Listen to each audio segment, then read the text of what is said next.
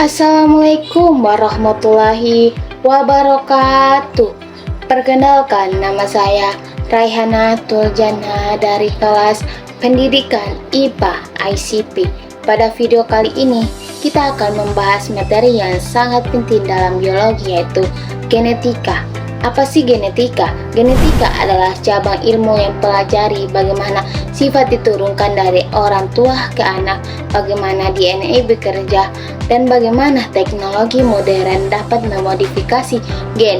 Materi ini tidak hanya berguna untuk pelajaran sekolah, tetapi juga untuk memahami kesehatan, evolusi, hingga aplikasi teknologi dalam kehidupan sehari-hari.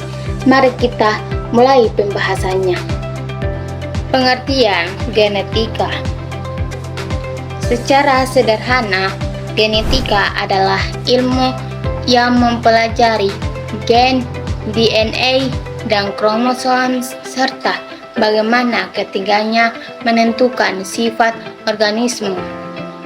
Genetika menjelaskan mengapa setiap orang memiliki penampilan yang berbeda, kenapa ada orang yang berbakat dalam bidang tertentu, dan kenapa beberapa penyakit bisa menurun dalam keluarga. Ilmu ini menjadi dasar banyak bidang medis, pertanian, forensik, dan bioteknologi modern. Tokoh penting dalam perkembangan genetika. Genetika berkembang berkat banyak ilmuwan besar. Yang pertama adalah Gregor Mendel, seorang biarawan yang melakukan percobaan pada kacang etis. Dari penelitian itu, ia menemukan dua hukum pewarisan sifat gen yang menjadi dasar genetika modern. Kemudian ada Rosalind Franklin, ilmu yang mengambil foto DNA menggunakan difraksi sinar X. Penelitian inilah yang membantu Watson dan Crick menyusun model struktur helix ganda DNA. Selain itu, ada Thomas Holt Morgan yang mempelajari lalat buah dan menemukan bahwa kromosom adalah pembawa gen. Penelitian itu sangat berpengaruh dalam memahami pewarisan sifat gen dan kromosom. Gen adalah bagian kecil DNA yang menyimpan informasi untuk membentuk protein. Protein ini berperan dalam mengatur sifat fisik dan fungsi tubuh.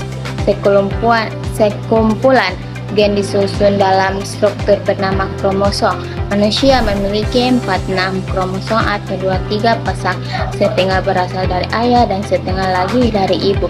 Kromosom nomor 1 sampai nomor 22 disebut autosom. Sedangkan kromosom ke-23 adalah kromosom seks, XX untuk perempuan, XY untuk laki-laki. Gangguan pada jumlah atau struktur kromosom dapat menyebabkan kelainan genetik seperti Down syndrome atau Turner syndrome. Dogma sentral biologi. Dogma sentral biologi menjelaskan alur utama bagaimana informasi genetik digunakan oleh tubuh.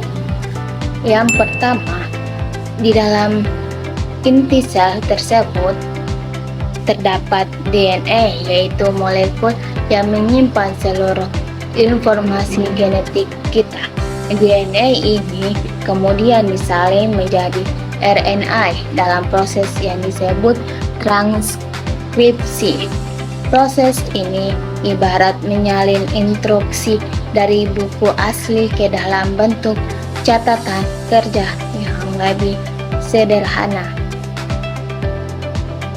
Setelah RNA terbentuk, RNA keluar dari inti sel menuju ribosom untuk menjalani proses kedua, yaitu translasi.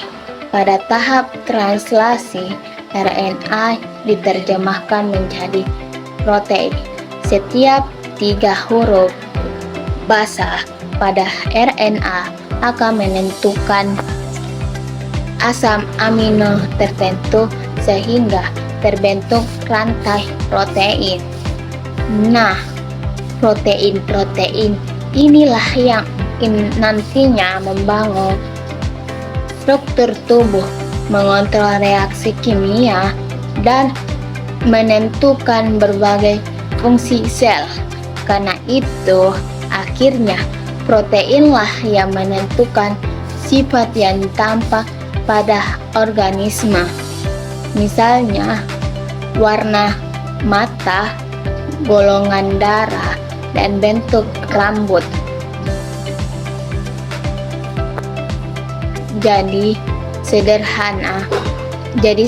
sederhana, alur informasi genetik itu adalah DNA berproses ke RNA, lalu ke protein, dan akhirnya menghasilkan sifat yang kita lihat. Hukum Mendel 1 dan 2.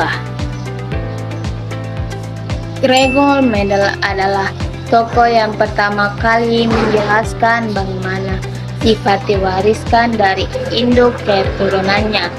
Dari serangkaian percobaannya pada tanaman kacang etis, Mendel menemukan dua hukum pewarisan sifat. Hukum yang pertama adalah hukum segregasi. Hukum segregasi. Hukum ini menyatakan bahwa sepasang alel akan berpisah ketika gamet berbentuk. Artinya, setiap gamet hanya membawa satu alel dari pasangan tersebut. Contohnya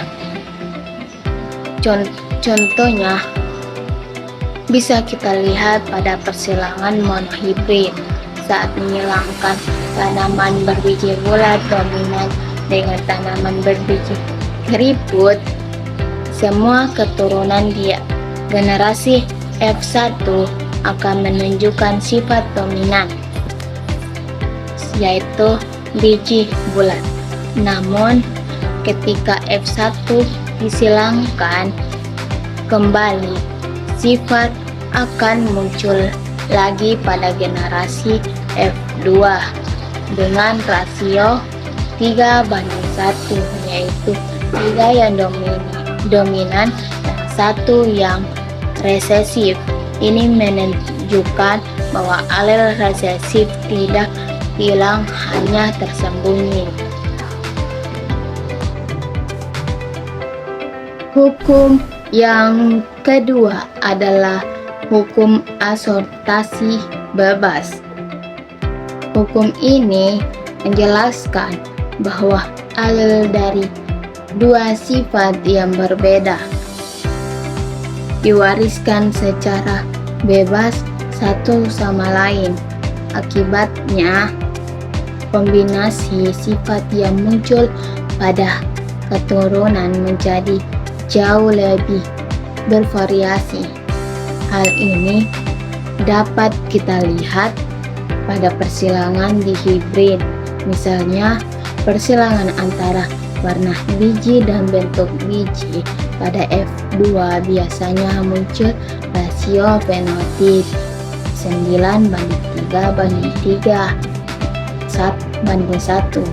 Rasio ini menunjukkan bahwa kombinasi sifat dapat muncul dalam berbagai bentuk karena masing-masing alel tidak saling berpengaruh. Istilah penting dalam genetika.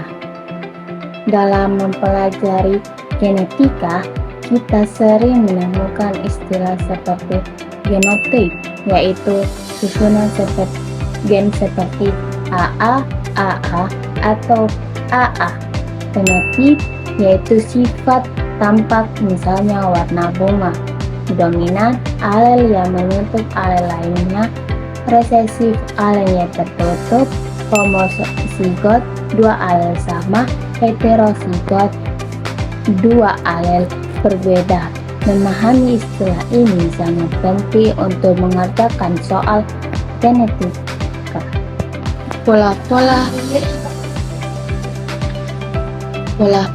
pewarisan non-Mendel. Tidak semua sifat diwariskan sesuai pola Mendel. ada beberapa pola dan model. Misalnya incompleted dominant, di mana tidak ada alel dominan penuh. Akibatnya muncul fenotip campuran seperti bunga merah dan putih menghasilkan bunga pink. Yang kedua, kodominansi, di mana kedua alel tampil bersama. Contohnya golongan darah AB. Yang ketiga, epistasis, yaitu gen tertentu menutupi ekspresi gen lain. Yang keempat, pleiotropi, satu gen memengaruhi banyak sifat sekaligus. Pola-pola ini membuat genetika lebih kompleks tetapi juga lebih menarik.